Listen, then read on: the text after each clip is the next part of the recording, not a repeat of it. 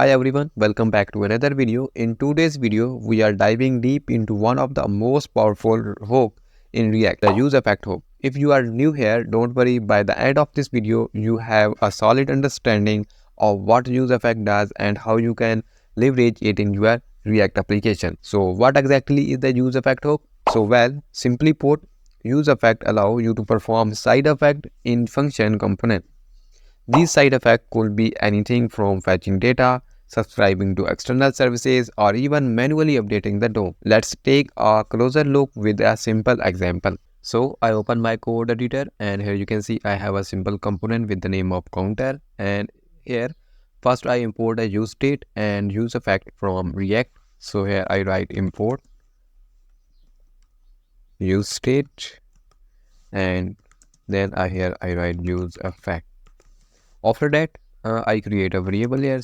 So I write cost and then count, and after that I write set count, and then we give our initial value to this state with 0. Sorry, here I write state and initial value will be 0. In next step, I write a JSX. So here I write P, and in this P tag I use uClick, and here I pass this count variable. Okay, this count variable initial value is 0. So here I write count, and after that here I write click time.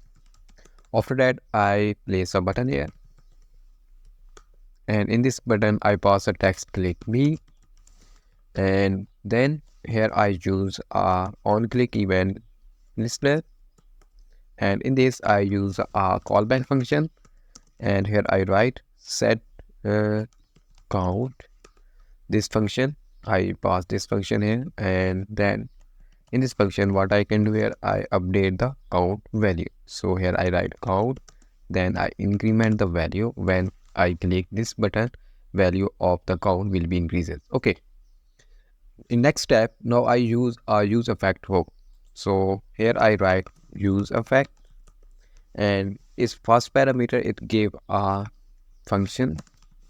So here I write, and in this function I update our title of our application. So here I write document dot title, and then here I write backtick, and in this backtick I pass this you